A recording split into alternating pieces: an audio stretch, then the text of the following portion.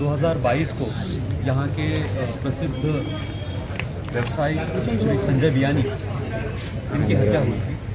उस हत्या का तपास, उसकी जांच हमने एसआईटी यहाँ पर गठित करके उनके द्वारा की गई है। एसआईटी के प्रमुख श्री विजय कबाड़े हैं और उनके साथ तकरीबन 20 अधिकारी और 60 कर्मचारी का एक टीम है। ये सारे लोगों ने मिलकर तकरीबन 55 दिन के तपास में ये पता लगा है और उस तपास के आधार पर हमने 6 आरोपियों को अरेस्ट किया। 6 आरोपियों को 10 दिन का रिमांड मिला है और कल रात में अरेस्ट हुआ था। इसके आधार पर और भी आरोपी बाकी हैं और भी आरोपी मिलेंगे और उनको हम निष्पन्न करके इस ऑफेंस में अरेस्ट करने वाले हैं। सर, 6 आरोपी कहाँ के? ये जो 6 आरोपी हैं ये हमने अलग अलग जगह से इनको बुलाया था इन्वेस्टिगेशन के लिए, इंक्वायरी के लिए। यहाँ पर आने के बाद, इंक्वायरी के बाद उन्हें निष्पन्न करके यहाँ पर अरेस्ट किया गया। ये जो 6 आरोपी हैं वो नांदेड़ या उसके आसपास के हैं जिन्हें निष्पन्न करके हमने लिया किया। बट इसके बावजूद भी और तपास जारी है।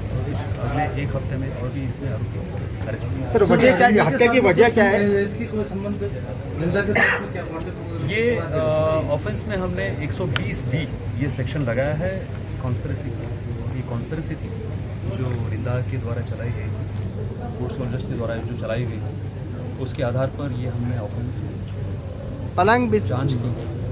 और इस पर जो बाकी आरोपी बाकी हैं उनके लिए थोड़ा सा वक्त लगेगा और वो भी हम जल्द से जल्द निष्पन्न करेंगे। सर, वजह क्या बताया?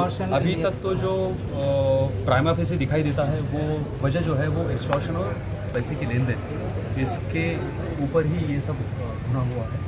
बट ये कहना काफ़ी जल्दबाजी होगी इसके आगे कुछ कहना, क्योंकि इसमें काफ़ी लंबा इन्वेस्टिगेशन चलेगा और इन्वेस्टिगेशन के बाद ही हम ये निष्पन्न कर पाएंगे। जिस रिंदा का नाम आ रहा है तो ये जो नांदेड़ से जो फिरौती की रकम ली जाती थी, ये टेरर फंडिंग के लिए यूज होता है, ऐसा कुछ प्राइमा फेसी लग रहा है?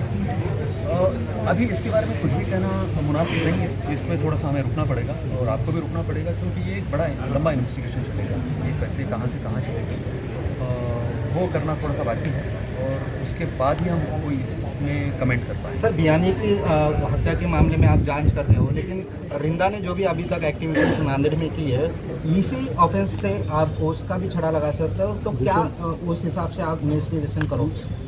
हमने इसके आधार पर पिछले हफ्ते में कुछ हमें निष्पन्न हुआ था, तो 2019 का एक ऑफेंस जिसमें फायरिंग और शूटआउट हुआ था, उस ऑफेंस को हमने री इन्वेस्टिगेट करने की शुरुआत की है और उसमें हमने 4 आरोपी अलग से अरेस्ट किए। 2 आरोपी हमने नांदेड़ से, 2 आरोपी हमने पंजाब से वहाँ पर उसमें लाए हैं। उसमें नया से हमने मोका का सेक्शन उसमें लगाया है और मोका का सेक्शन लगाकर उसमें हमने उनकी पीसी लेकर वापस इन्वेस्टिगेशन शुरू की। इसका मतलब ऐसा नहीं है कि हम पुराने ऑफेंस जो है वो भूल जाएंगे। जो जिसमें निष्पन्न होगा और जिसका रोल आ जाएगा वो सारे जो ऑफेंसेस हैं वो वापस निकालेंगे और उसका इन्वेस्टिगेशन करेंगे। सर, पकड़े गए जो आरोपी पकड़े गए जो आरोपी जो हुआ हादसा हुआ है, तो करनाल पकड़े गए, तो ये उनका कोई संबंध ही क्या? वो अलग मॉड्यूल है और वो अलग इन्वेस्टिगेशन चल रहा है। उसका इन्वेस्टिगेशन हमारे पास नहीं है, इसलिए उसका हम कुछ इसमें कमेंट नहीं कर पाएंगे।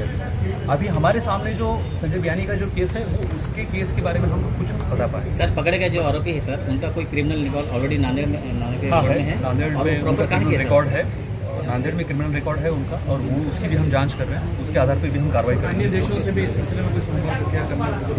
हमने कुछ संपर्क किया था, पत्र व्यवहार किया था और उसके आधार पर ही जांच पर ही हम आगे बढ़े। ठीक है।